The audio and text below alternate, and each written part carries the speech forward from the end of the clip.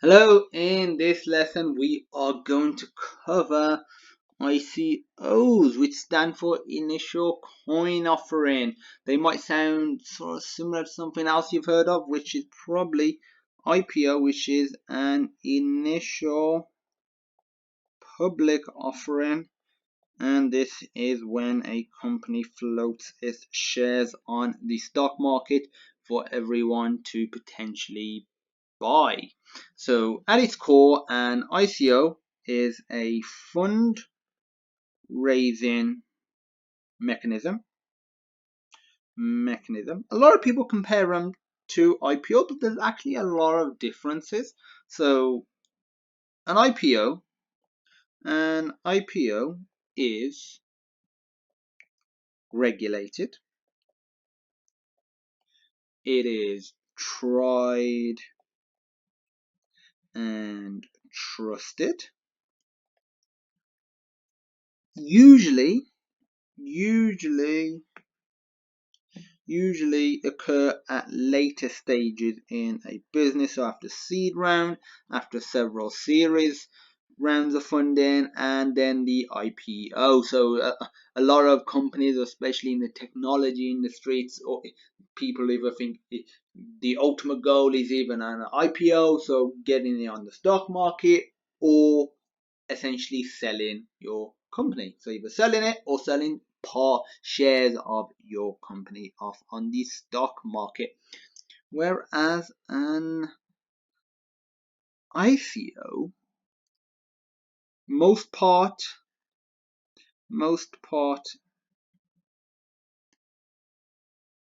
isn't regulated, so it's unregulated.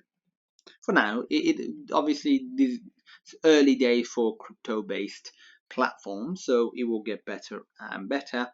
And this actually usually occurs at early stages of a company, of an idea. So usually what happens is a white paper is published along with their idea, and the white paper essentially, usually from a technical point of view, explains their concept, how their ideas going to work, how their product's going to work.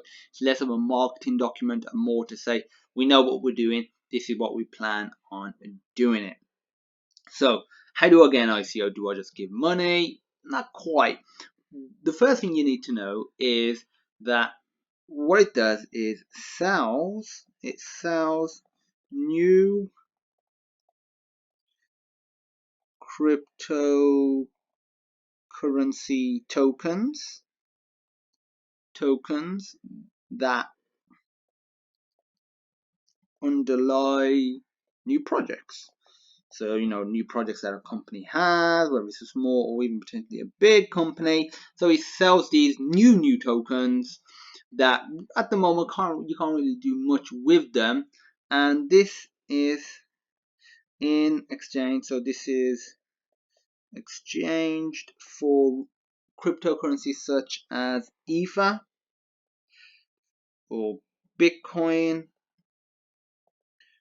or something else. A lot of the time it is Ether and Ethereum based platforms that you do ICOs, but you could do it for other currency as well, such as Bitcoin. So you create your own new cryptocurrency essentially. These tokens are exchanged for already existing big cryptocurrency which have quite a lot of appeal, which have a lot of adoption, and that essentially funds the company. These are great. They're great for engaging with the company.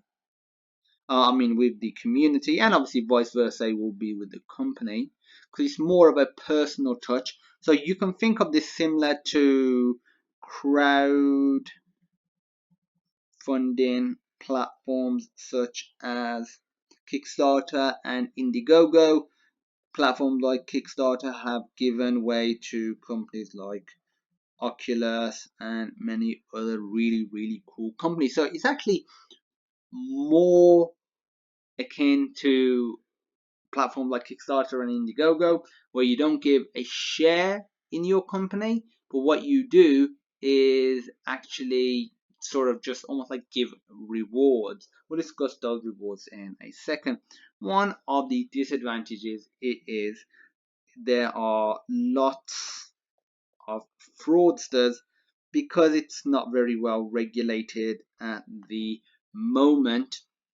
There are people that are publishing white papers that are essentially just like 10-20 page marketing presentations or documents, and they're not actually doing anything technical, and they gain all this money, and sometimes they just try and run away. Obviously there are institutions that are trying to fix this by putting certain conditions in place, by having like an escrow account, and that needs several signatures by different private keys to be able to get the funds and use them. And there's usually an individual that is impartial to the idea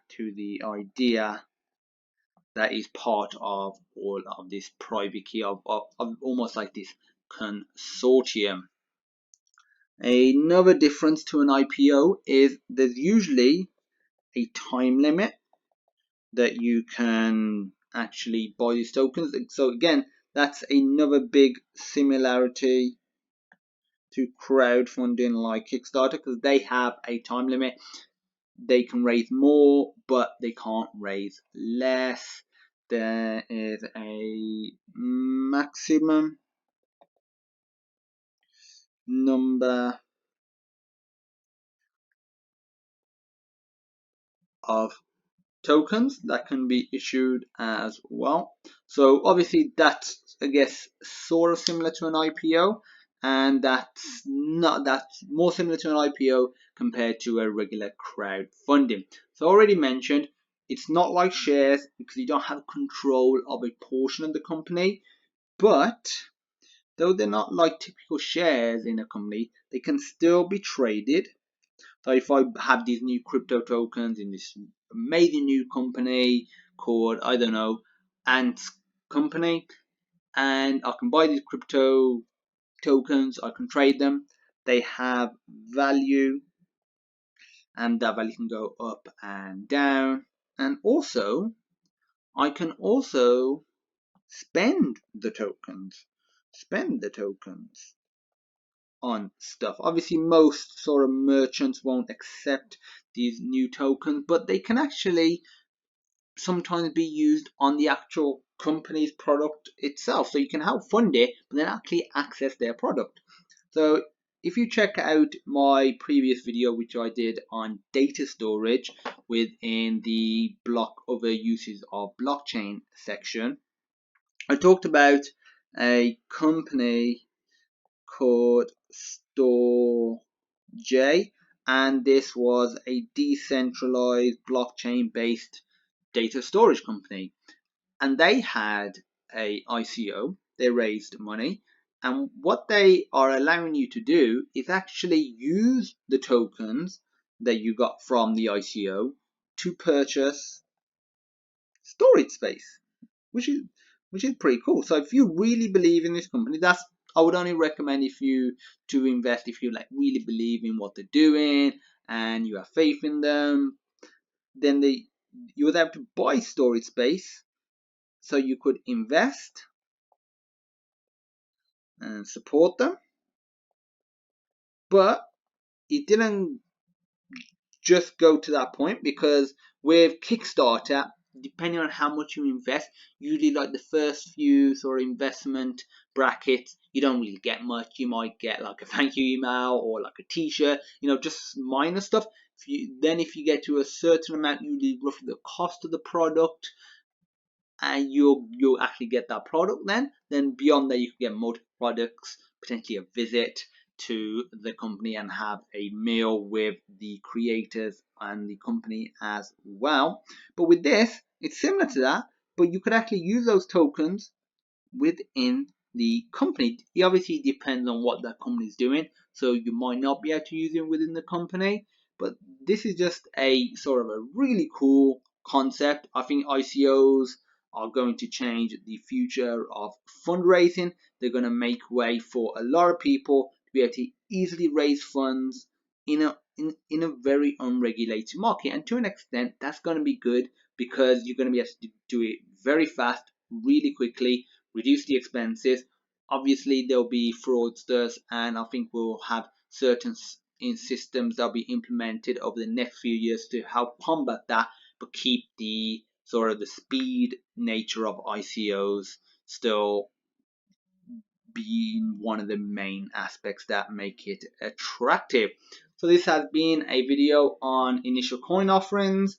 If you have any questions, feel free to reach out. And as usual, thank you for watching, and I look forward to seeing you in my next lesson.